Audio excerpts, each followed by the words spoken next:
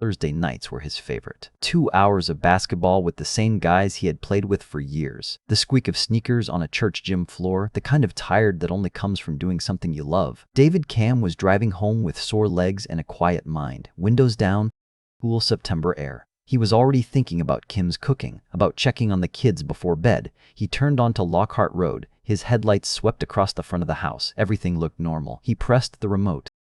The garage door began to grind open, that slow, mechanical rise he had heard 1,000 times before. Metal rolling on metal, the sound of coming home.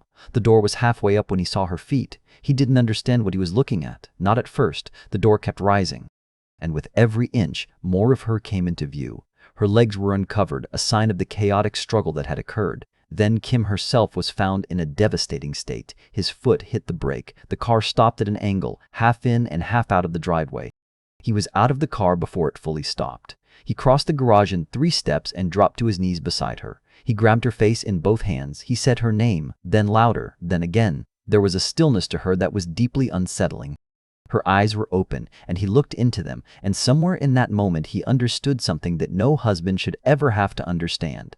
It was clear that the worst had already happened. But the kids, where were the kids? He stood up and turned to the Bronco. The passenger door was open. He looked through the window into the back seat, and the air left his body completely. Jill was sitting upright in her car seat, still buckled. Head slumped forward into her lap, like she had simply fallen asleep, except she hadn't moved when the car stopped, hadn't stirred when her father screamed. She was 5 years old. She had never even had a chance to unbuckle her seatbelt. Then he saw Bradley. His 7-year-old son was draped over the back of the seat, stretched across it at an angle, like he had tried to climb forward, tried to get away from something and hadn't made it. David reached in and touched him. Warm. There was still a faint sign of life in Bradley. That single detail, that small, impossible warmth, cracked something open inside David Cam. Because warmth means possibility. Warmth means maybe. Warmth means you have to try. He pulled his son out of the car. He laid him down on that cold concrete floor right next to his wife's body. And he pressed his hands to Bradley's chest and he pushed. He tilted his boy's head back and he breathed into his mouth. He pushed again, breathed again, his own breath going into lungs that no longer knew how to use it. Bradley did not come back. The warmth he felt was only a fading memory of the life that had been there moments before. David ran inside. He grabbed the phone. He called the Indiana State Police, his former workplace, the people he had worked beside for a decade. Get everybody out here to my house now! Okay, alright. My wife and my kids are dead! Everything's gonna be okay, alright? We're gonna get people... Everything's not okay! Get everybody out here now! They're coming. Go to Dave Cam's house now. Okay. Do you know what happened, David? No! I'm dead! I just don't... He hung up. He ran across the street to his grandfather's house where his uncle was staying, pounding on the door, screaming for someone to help him. His uncle ran back to the garage. He found David in a state of shock, desperate to reach his family. He wrapped his arms around him and held him back. Police arrived at 9:30 p.m. What they found was a crime scene that raised more questions than it answered. 3 lives were tragically taken. No forced entry anywhere on the property. Nothing stolen. The killer had never even tried to enter the house. The attack had happened in that garage and only in that garage, and then whoever did this had simply walked away. But there was one detail that stopped every officer cold the moment they saw it: Kim's shoes. Both of them had been placed on top of the Bronco, not thrown, not knocked off during a struggle. Placed there, side by side, toes pointing outward, neat and deliberate, like someone had taken a careful moment to arrange them. Think about that. 3 people had just been shot to death. A woman was lying on the ground. 2 children were in a car. And in the middle of all of that, in the middle of that violence, someone had paused long enough to remove Kim's shoes and set them on top of the car, carefully, calmly, like it meant something to them. What kind of person does that? That question had no answer on the night of September 28, 2000. It would take 5 years, a prison sweatshirt, and a DNA database to finally explain it. Before this became a courtroom battle, before it became one of the most disturbing wrongful conviction stories in American history, it was just a real family with a real life on a quiet street in Georgetown, Indiana. A street, by the way, that was named after David's own family. Kim and David had been married 11 years. Their kids were happy and doing well in school. Kim was a senior accountant at a major insurance firm in Louisville. David had left the police 4 months earlier to work for his uncle's business and had already doubled his salary.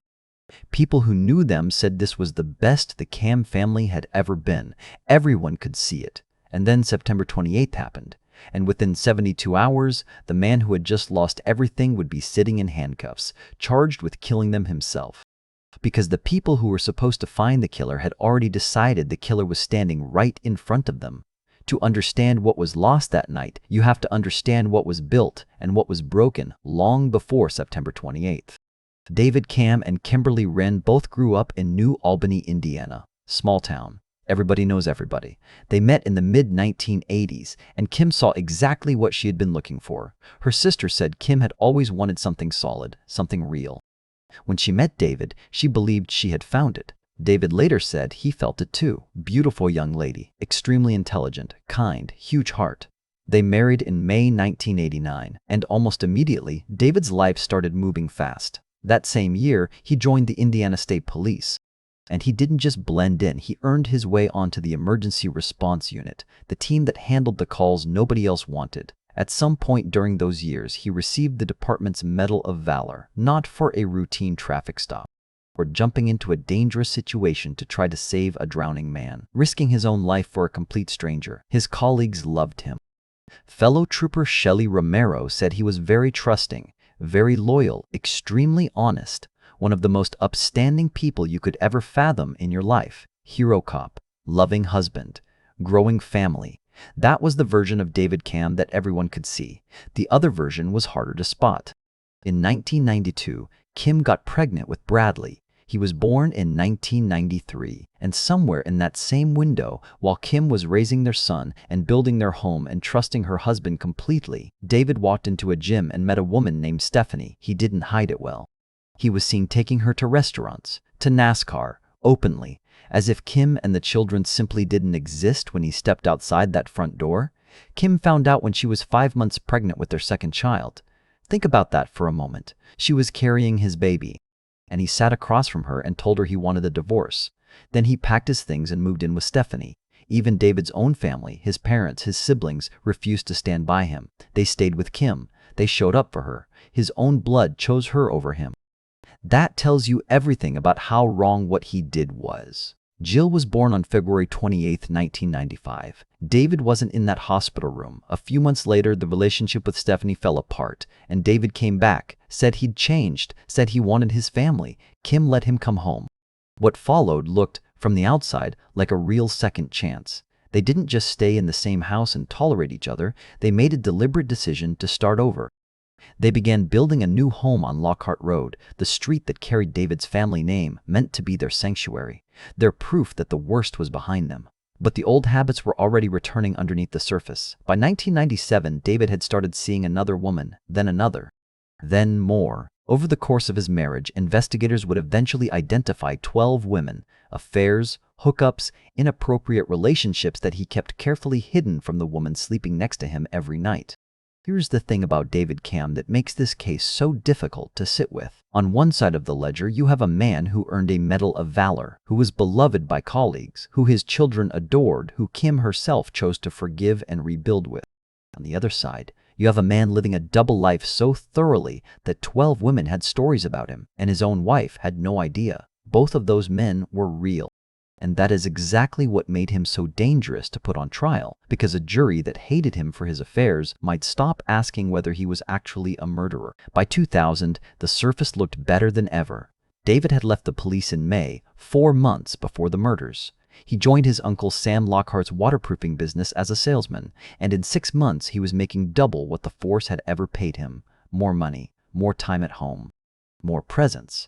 Kim was thriving as a senior accountant at a major insurance firm in Louisville. She was also the treasurer of their church, the Georgetown Community Church, the same church where David played basketball every Thursday night. Bradley was 7, Jill was 5, both in school. Both happy. Kim's sister said it plainly. Kim finally had her white picket fence. But Kim herself had told something different to a close friend not long before she died. She had said that things felt like history was repeating itself. She didn't explain what she meant. She didn't need to. Her friend understood immediately. Kim had noticed something. A change in David, a familiar distance, a familiar pattern. She had survived it once and rebuilt from it. She was beginning to wonder if it was happening again. She never got the chance to find out. On the morning of September 28, 2000, the Cam family woke up like any other Thursday. David kissed Kim and the kids goodbye and went to work. Kim dropped the children at school. Jill went to dance practice. Bradley went to swimming. Ordinary hours moving forward in their ordinary way. That evening, Kim strapped both children into the back seat of the Bronco and headed home. The drive was about 11 miles. Nothing unusual, nothing alarming, just a mother bringing her kids home on a school night. When she pulled into that garage at around 7:30 p.m., she saw the same familiar walls, the same shadows, the same home she had fought so hard to build and keep and believe in. She had no idea someone was waiting in that darkness. And by Monday morning, the police, David's own brothers, the men he had worked beside for a decade, would be convinced that the man who kissed her goodbye that morning was the same man who ended it all that night. The first officers through that garage door knew David Cam personally. Not professionally. Personally. These were men he had eaten lunch with, trained with, trusted with his life for a decade. Detective Sean Clemens, one of the first to arrive, was one of David's closest friends. David looked at these men the way a drowning person looks at a lifeboat. He needed them. He was hysterical, shaking, barely holding himself together. He needed his brothers to step in and find whoever did this.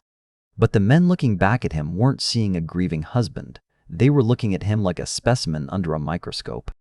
The crime scene raised questions from the very first minute. As before, there was no forced entry anywhere on the property, pointing immediately to someone who didn't need a key or someone the family knew. Nothing had been stolen. The killer had never entered the house. This wasn't random.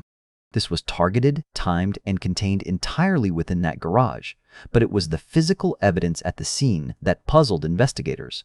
The long trail from Kim's body had an uneven color, darker in some places, almost diluted in others. One investigator thought it looked disturbed. Detective Sarkeesian, who would become lead investigator on the case, said it plainly. The crime scene looked off. It looked like it had been cleaned. A mop and bucket were found inside the house, bleach stains on the back deck, and then there was the silence and the blood around Kim's body. David said he had rushed to her, dropped to his knees, grabbed her face, screamed her name. He said he then reached over Jill into the back seat to pull Bradley out. He said he laid his son on the garage floor and performed CPR. All of that, every bit of it, would normally leave marks. Knee impressions, drag patterns, disturbance in the blood, footprints. There were none. Sarkeesian couldn't let it go. If David really did all of that, where were the marks? Why was the blood so still? Why did the scene look like it had been staged rather than stumbled upon? He had a point. And for 3 days, that point drove everything. Then came Robert Stites. Prosecutor Stan Faith called in a blood spatter specialist named Rod Englert. Englert was unavailable, so he sent someone in his place, his assistant, his crime scene photographer. A man named Robert Stites, who had never processed a murder scene independently in his life. Stites examined David's basketball shirt. He found 8 microscopic drops of blood, each about a millimeter wide, all clustered in one corner of the fabric. Then he did something that should never happen in a murder investigation. He picked up the phone, described the stains verbally to Englert, and Englert reportedly confirmed the reading over the phone. No photographs, no in-person analysis. A phone call. Stites declared the drops to be high-velocity impact spatter, the kind that only appears when a bullet strikes a body at close range, sending microscopic particles outward. His conclusion: David Cam had been standing within 4 feet of someone when they were shot. 8 dots. A phone call. No formal training. That became the backbone of the probable cause affidavit that sent David to prison. What nobody mentioned, what prosecutors knew and buried, was that Robert Stites had no qualifications whatsoever, no degree in blood spatter analysis, no formal training. He wasn't an expert. He was a photographer who had been handed a crime scene and told to make it mean something. His credentials were entirely fabricated. That truth would stay hidden for years while an innocent man's life collapsed around it. A neighbor had also reported hearing 3 sharp sounds coming from the direction of the Cam house after 9 p.m. on the night of the murders. 3 cracks in the night, she said. Sharp, distinct. But here is the question nobody asked at the time. Was she hearing the end of a family or the beginning of a frame-up? On October 1st, just 3 days after the murders, investigators brought David in for formal questioning. The same men who had once been his brothers sat across a table from him and laid out what they believed.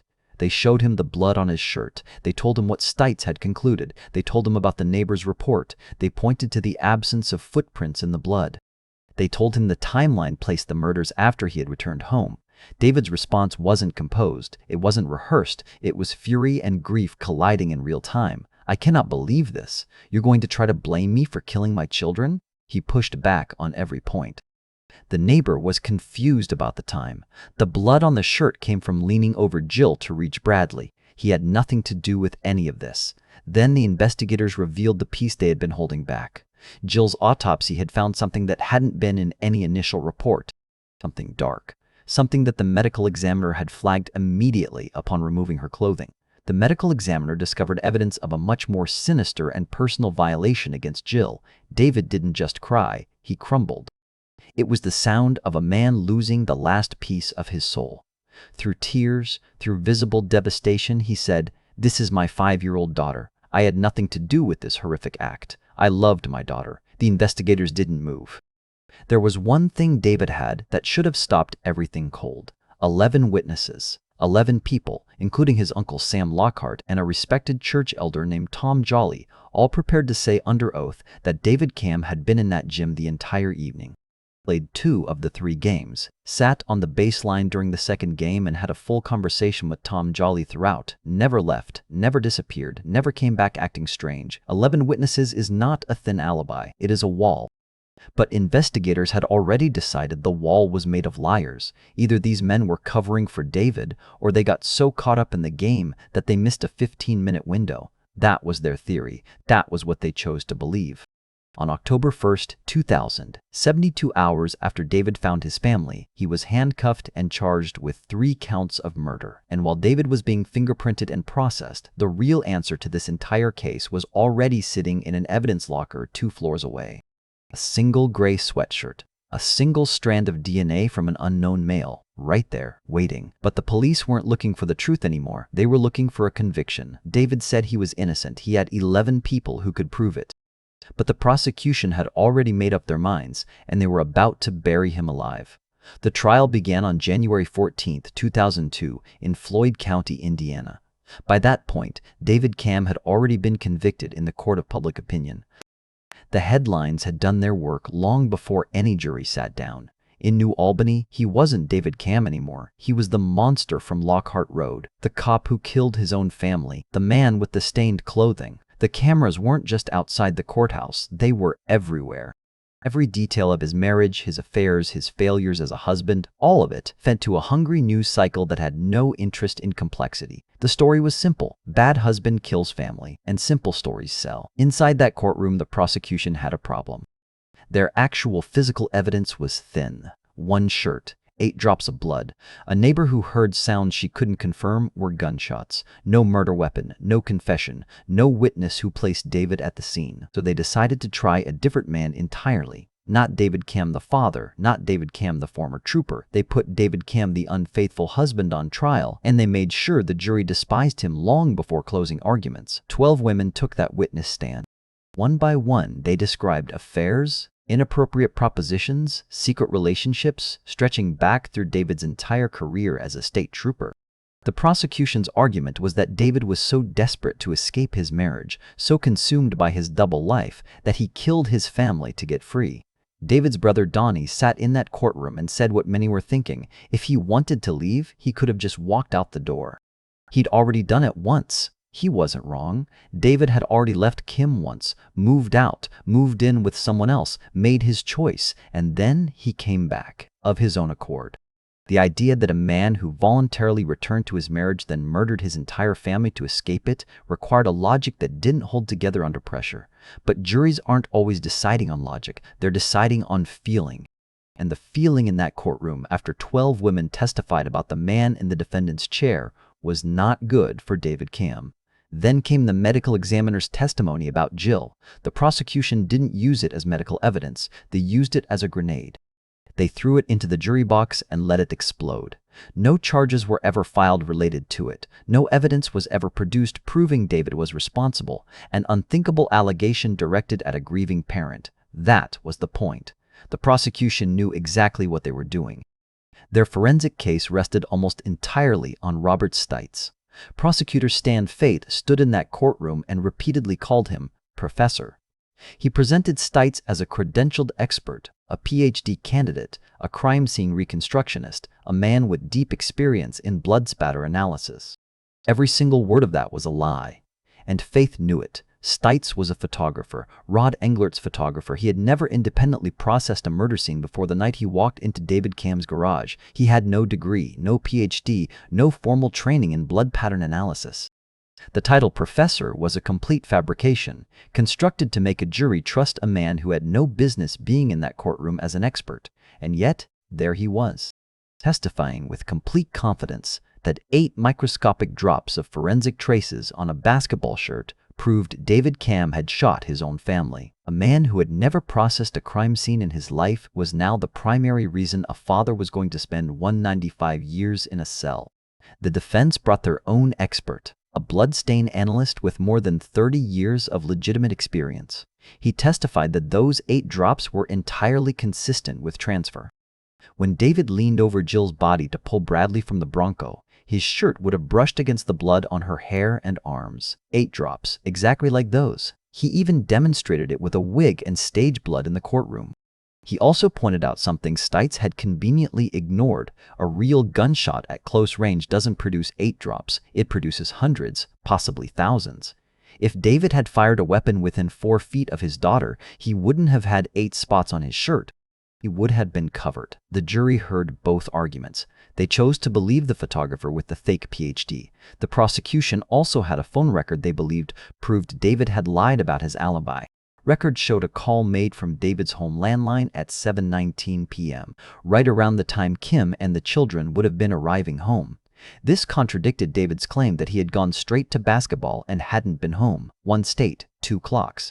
And a 60-minute gap that should have ended the prosecution's theory entirely. Indiana is one of the only states in the country that operates across 2 time zones. David's home was in one zone. The phone company's computers were calibrated to another. A Verizon technician testified that the call had actually been made at 6:19 p.m., a full hour earlier, before David had even left for basketball. The 7:19 call was a data error, nothing more. The prosecution treated it like a footnote and moved on. Marcy McLeod, a friend of Kim's, took the stand and delivered the line that may have sealed David's fate more than anything else. She testified that in one of her last conversations with Kim, Kim had told her that history was repeating itself. The implication was clear. Kim had suspected David was back to his old ways. It was a chilling line, and in that courtroom surrounded by 12 women describing affairs, it landed like a verdict before the verdict. The jury deliberated for 3 days. 3 days means there was doubt in that room. It means at least some of those 12 people looked at the evidence and hesitated. For 3 days, David waited for the truth to win. It didn't. On March 17, 2002, the jury found David Cam guilty of 3 counts of murder. He was sentenced to 195 years in prison. His family erupted. Kim's parents sat quietly. The cameras got everything. 2.5 years later, in August 2004, the Indiana Court of Appeals overturned the conviction. The ruling was direct. The testimony from those 12 women was inadmissible. It had no legitimate connection to the murders. Its only function had been to make the jury hate David, and it had worked exactly as intended. That alone was enough to throw out everything. David was granted a $20,000 bond. His uncle Sam walked straight to the bank, withdrew the cash, and had him out within hours. A new prosecutor named Keith Henderson took over. He promised a fresh investigation, fresh eyes, a clean start. But Henderson's team quietly pulled an old piece of evidence from storage. A cardboard box that had been sitting in that evidence locker since the night of the murders. Inside was a gray sweatshirt, ignored for 5 years, dusty and forgotten. That sweatshirt had a name written on the inside of the collar. And when the lab finally ran the DNA for the very first time, the name that came back wasn't David Cam's. It belonged to a predator who had been hiding in plain sight. The defense didn't ask nicely. They demanded. For months, they had been staring at the same gray sweatshirt that had been sitting in that evidence locker since the night of the murders, found tucked underneath Bradley's body. 2 unidentified DNA profiles, 1 male, 1 female, neither matching David, neither matching any member of the Cam family, and a handwritten name on the inside of the collar that nobody had bothered to trace. The prosecution had assured the defense that the DNA had already been checked against CODIS, the FBI's national database of convicted felons, and that nothing had come back. That was a lie. The DNA had never been tested, not once. Not before the first trial, not during it, not in the 4 years after it. When the defense demanded the test finally be done, the prosecution refused. They refused until a judge issued a court order forcing compliance. Sit with that for a moment. A prosecution team, already holding a convicted man who maintained his innocence, actively fought against testing the only unidentified DNA found at the scene of a triple murder. The result came back almost immediately. The match was instant, clean, unambiguous. The male DNA on that sweatshirt belonged to Charles Darnell Boney, a convicted felon already in the system, already in CODIS, already flagged. He had been sitting in that database the entire time, waiting, while David Cam sat in a prison cell. But the DNA alone was not even the most staggering detail. Look more carefully at what that sweatshirt actually was. It was a prison-issue garment, the kind the Indiana Department of Corrections distributes to inmates. It had Boney's DNA on it, his girlfriend's DNA on it, the word backbone written on the inside collar in black ink, and his Department of Corrections ID number, his nickname, his prison ID, his DNA, all three on one item, left at a triple murder scene. That sweatshirt was not just evidence. It was a confession that had been sitting in a cardboard box for 5 years while the wrong man served time. The systemic failure that allowed it to go untested that long is not a clerical error. It is not an oversight. It is one of the most documented examples of willful negligence in modern American criminal justice.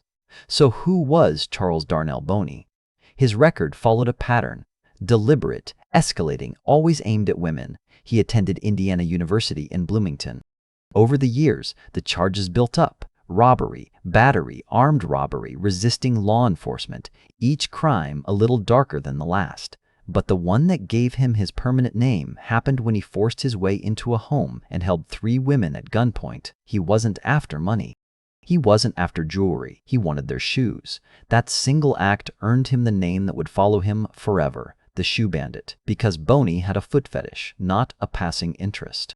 A deep, consuming obsession with women's feet that drove his crimes with a pattern investigators would recognize immediately once they started looking. Some of his previous victims reported receiving strange phone calls in the weeks before he attacked them. A man's voice, asking what they were wearing, asking if they had heels on. He was sentenced to 20 years for the home invasion. He served less than 10. Charles Boney walked out on parole on June 19, 2000. The Cam family was murdered on September 28, 2000. 91 days apart. Now go back to that garage. Back to the detail that opened this story, the one that made no sense from the very first night. Kim's shoes removed and placed on top of the Bronco, side by side, toes pointing outward, arranged with care and intention in the middle of a scene where 3 people had just been shot dead.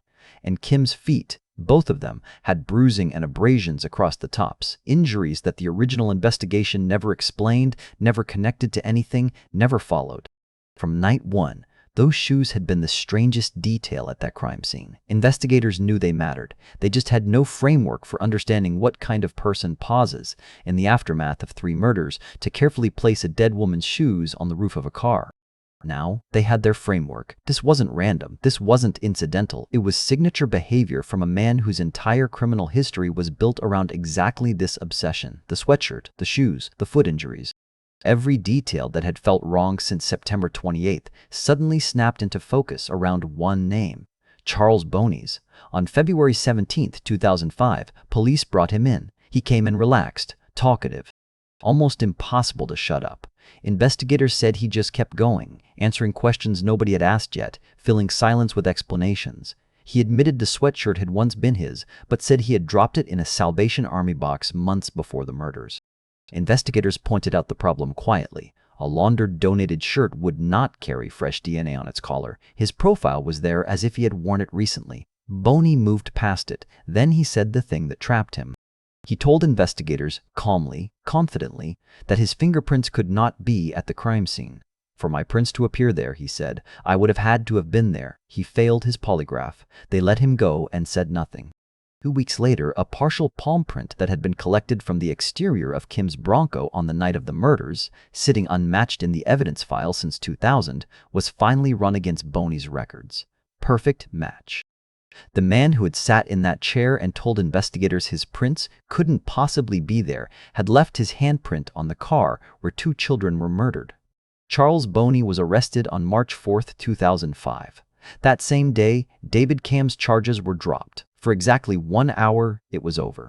Then prosecutors came back with handcuffs and a new theory. David and Boney had conspired together, they said. A clean-cut former state trooper and a convicted shoe bandit with a history of violence against women. 2 men from completely different worlds with no phone records connecting them. No financial transactions. No witnesses who had ever placed them in the same room.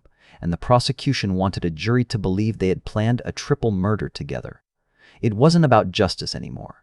Indiana had spent 5 years calling David Cam a monster. And they were not about to stand in front of a courtroom and admit they had spent those same 5 years letting the real predator walk free. Now 2 men were charged with the same 3 murders, and Charles Boney was about to take the witness stand. The story he was going to tell was a lie so elaborate it would take another decade to fully untangle. 2 men, 2 courtrooms, 100 miles apart, the same 3 murders. Charles Boney was tried in New Albany, David Cam was tried in Boonville. And the state of Indiana needed both of them convicted, because if only Boney went down, it meant David was innocent. And if David was innocent, it meant the system had spent 5 years destroying a grieving father while a violent predator walked free among them.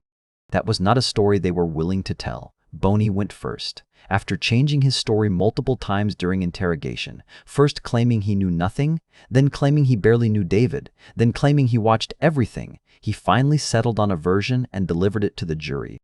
He said he had met David at a basketball game in summer 2000. He said David had asked him, a convicted felon, if he could get an untraceable gun. He obliged, $250, a Mine .380 caliber pistol.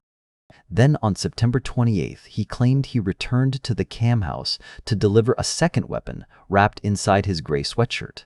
He said Kim pulled into the garage, David followed her in, and then Boney stood outside and listened. I heard arguing, then I heard number, then a pop.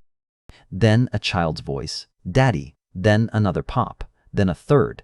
He said David walked back out, pointed the gun at him and pulled the trigger. The gun jammed. And then, in what may be the least believable moment in this entire 13-year saga, Boney claimed that when the gun jammed, he chased David back into the garage. Because, apparently, when a man just killed his entire family and tried to shoot you, the natural response is to run toward him.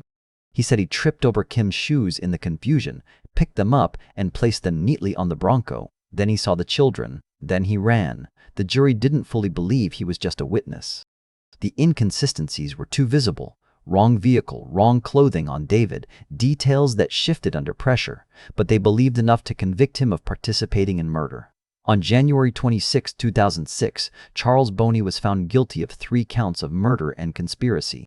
He was sentenced to 225 years in prison. Now here is where this story reaches a level of irony so dark, it almost doesn't feel real. After his conviction, Boney needed legal representation for his appeals. The attorney he chose was Stan Faith, the original Floyd County prosecutor, the man who had called Stites professor.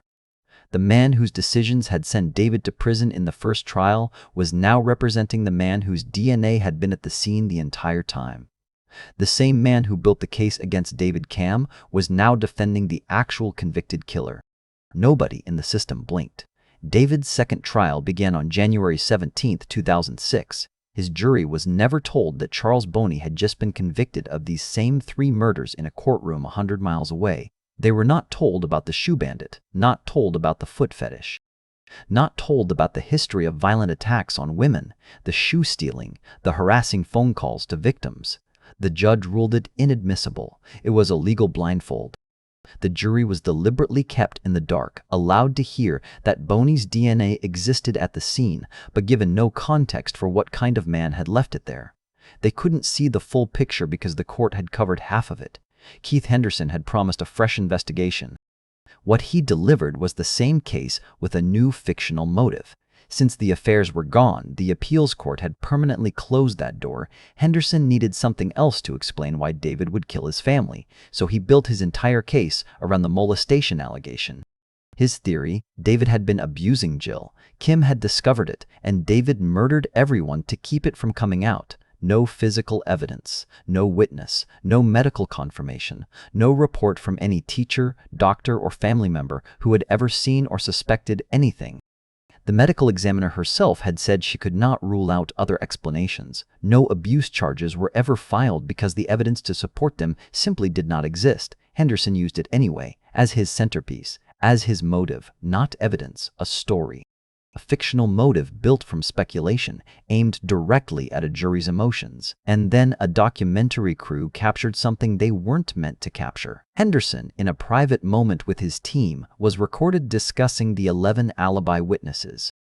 He said they needed to find a way to break one of them, not find new evidence, not follow a new lead, break a witness. Force a crack in 11 consistent, unwavering accounts from people who had never changed a single detail across years of questioning.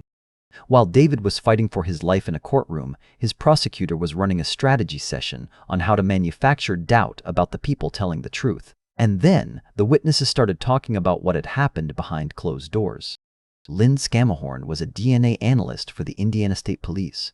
During this second trial, she took the stand and described something that had happened during the first trial back in 2002. He said that during a recess, while she was mid-testimony, prosecutor Stan Faith had pulled her into a private conversation. He asked her directly to testify that David Cam's DNA was on Boney's sweatshirt. Her analysis had found no such thing. David's DNA was not on that sweatshirt. She refused.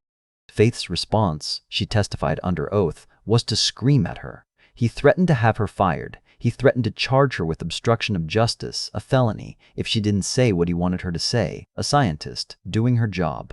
Being threatened with her career and her freedom for refusing to lie. She wrote a memo about that encounter within days of it happening. That memo still exists. Fingerprint analyst John Singleton came forward with nearly the same story. He testified that Faith had pressured him to shade his testimony about the unidentified palm print on Kim's Bronco, the very print that was later confirmed as Boney's. Say less than you know. Soften the certainty. Make it fit the narrative. Two forensic analysts, two separate threats. One prosecutor trying to reshape physical reality through intimidation. While David was being prosecuted, his prosecutor was negotiating the price of his story. Keith Henderson had signed a book deal, receiving a $4,000 advance from a publisher to write about the Cam murders while he was actively trying David for those same murders. Justice wasn't the goal. A bestseller was. When David's attorneys discovered the book deal, they demanded Henderson be removed from the case. The Indiana Court of Appeals agreed. He was pulled off. A special prosecutor named Stanley Levko was brought in to start over. On March 3, 2006, before any of that removal happened, the jury found David Cam guilty for the second time. Life in prison without the possibility of parole. In June 2009, the Indiana Supreme Court overturned it. Their ruling was precise. The molestation evidence was speculative, unproven, and had functioned as nothing more than character assassination without factual foundation. David found out by turning on the television in his cell. Third trial. No affairs, no molestation, both fictional motives gone. The prosecution had burned through everything they had built over 9 years of trying this man, but they had one card left. They were going to put Charles Boney himself on that witness stand, a man already serving 225 years for these exact murders, and let him point his finger at David Cam one final time. The stage was set for the last confrontation. No more borrowed motives, no more manipulated experts. Just two men, one courtroom, and 13 years of buried truth finally clawing its way to the surface. David Cam was going back to court one last time, and this time the whole world was watching. August 2013, Lebanon, Indiana. David Cam walked into a courtroom for the third time. Same charges, same grief, but a completely different battlefield. Stanley Levko, the special prosecutor brought in after Henderson's removal, had inherited a case with nothing left in it. No affairs, no molestation. Both motives that had convicted David twice had been dismantled by appellate courts as speculation dressed up as evidence. So Levko reached for the only thing left on the shelf: money. He argued that Kim had accumulated approximately $625,000 in life insurance and retirement savings, and that David had killed his family to collect it. The defense responded with one quiet observation: David had also taken out life insurance policies on himself. If money was the motive, the logic fell apart in both directions. But the prosecution pressed on. What Levko didn't know, what no one outside the defense team fully understood yet, was that this trial was not going to be a rebuttal, it was going to be a detonation. The first explosion came from science. Forensic expert Dr. Richard Eilenboom took the stand for the defense and testified about touch DNA, genetic material left behind, not through blood, but through physical contact, skin cells transferred by grabbing, striking, or struggling with another person. He had gone back through every piece of evidence in the case and tested for it. Boney's touch DNA was found on Kim's underwear, on Jill's shirt, on Kim's broken fingernail, the kind that snaps off when someone fights back against an attacker. And above a wound on Kim's arm, an abrasion consistent with being grabbed and restrained during a struggle. Let that land for a moment. In every version of his story, across 5 different accounts spanning 8 years, Boney had never touched the victims. He had watched from outside. He had only glanced into the car. He had tripped over shoes. He had never laid a hand on Kim or the children. The DNA said he had touched Kim's body in places that told a completely different story about what happened in that garage. Then Robert Stites walked in. But this time he sat on the defense side of the room. The man Stan Faith had paraded before 2 juries as Professor, the blood spatter expert, the PhD candidate, the crime scene reconstructionist whose testimony about 8 microscopic drops of blood had been the single primary reason David Camm was arrested in October 2000.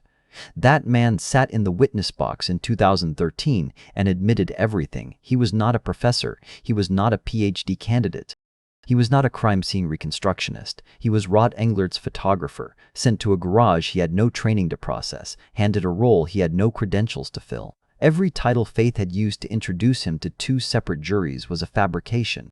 And Faith, Stites testified, had helped build those fabrications. His conclusions about the blood on David's shirt? Scientifically baseless. Guesswork from a man who should never have been in that courtroom as an expert witness. A photographer's opinion, dressed in borrowed credentials, had been the cornerstone of 2 murder convictions. And now, 13 years later, that same man was sitting in court dismantling his own testimony brick by brick. He was never charged with perjury. Then Charles Boney took the stand. He had agreed to testify against David one final time. He delivered his story: the gun, the garage, the shots, the jammed weapon, the shoes. And then a juror asked him a question. In this trial, jurors were permitted to submit questions directly to witnesses. One juror wanted to know something simple, something any genuine eyewitness would know without hesitation. What was David Camm wearing that night? Boney said long pants. David had been wearing basketball shorts, documented in the original police report, confirmed by every witness from the church gym.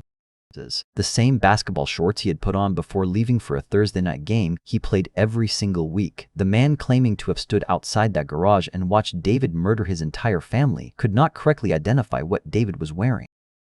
Under cross-examination, the damage continued. Wrong vehicle, wrong details, critical facts that any genuine witness would have burned into memory forever. Wrong. Boney's story had never fully held together, but in that courtroom in front of that jury, it collapsed in real time. The defense also revealed what had happened inside the investigation itself. A police officer who had been present on the night of the murders testified in this 3rd trial. He admitted under oath that when he arrived at the Camm garage on September 28th, before he had examined a single piece of evidence, before he had spoken to a single witness, he had already decided it was a David Camm crime scene. A juror said afterward, "We all felt he was looking for evidence to support a conclusion he had already reached." That is not how you investigate a case. The defense also surfaced the story of Myron Wilkinson, a police officer not assigned to the Camm case who happened to be a distant relative of Charles Boney. After Boney's arrest in 2005, Wilkinson met with him privately at the station. 2 months later, investigators discovered Wilkinson had entered the evidence room, removed Kim Camm's phone without signing it out, and taken it to his home. When the phone came back, every fingerprint on it had been wiped clean. Wilkinson died before the 3rd trial. He was never charged. The jury deliberated for 10 hours, not because they were unsure, But because this case had 13 years of debris to work through, fabricated experts, suppressed DNA, coached witnesses, wiped evidence, 5 versions of one man's story, and a system that had never once stopped to ask whether it had the right person, on October 24, 2013, they came back. Not guilty. David heard those words, and the sound that left him was not a cheer, not a cry of relief. It was something far older and far more broken than that. He wailed. He bent forward. He stood up. He sat back down. He covered his face with both hands.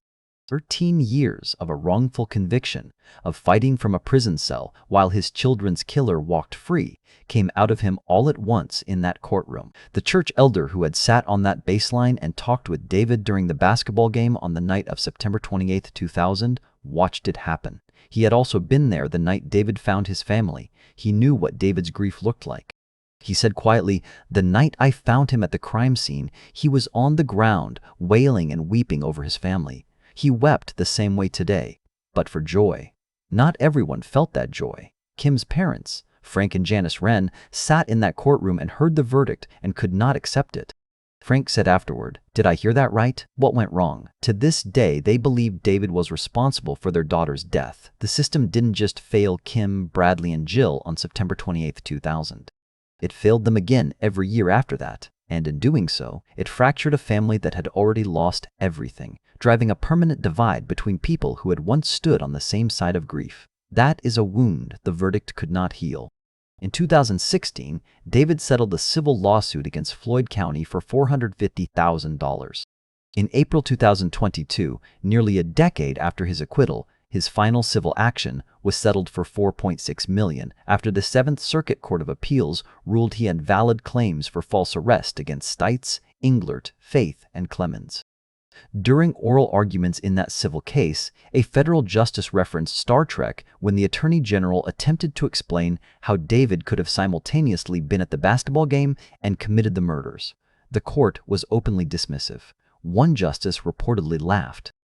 David repaid more than $1 million of that settlement directly to the family members and friends who had funded his defense across 13 years. He paid them back before he paid himself. Today, David Cam works as a case coordinator for Investigating Innocence, a nonprofit that provides criminal defense investigations for people who may have been wrongfully imprisoned. A man who lost 13 years to a broken system now spends every working day trying to pull others out of it. Charles Boney is still in prison. He is still serving 225 years. He still maintains his innocence. On the wall of his cell, he keeps a photograph. It is a picture of Kim, Bradley, and Jill Cam. He looks at it every day, and only he knows what he thinks when he does. 3 people were murdered in a garage in Georgetown, Indiana on September 28, 2000. Kim was 35 years old. Bradley was 7. Jill was 5. They were not a case number. They were not a headline. They were a mother who finally had her white picket fence. A little boy who felt warm to his father's touch for a few final minutes. A little girl who never even had the chance to unbuckle her seatbelt. They deserved justice from the very first night. What they got instead was 13 years of a system that confused conviction with truth, that buried a DNA match in an untested evidence box, threatened scientists into silence-built murder cases on a photographer's guesswork, and kept trying the same man 3 times rather than admit it had been catastrophically, irreversibly wrong. The truth didn't win easily, but on October 24, 2013, it finally won. 3 questions before you go. Do you believe the prosecution genuinely thought David was guilty? Or was this 13 years of institutional ego refusing to admit a mistake? Charles Boney has given 5 different versions of that night. Which parts, if any, do you think are true? And if that gray sweatshirt had been tested on October 2, 2000, the day after David's arrest, how different would every single life in this story have been?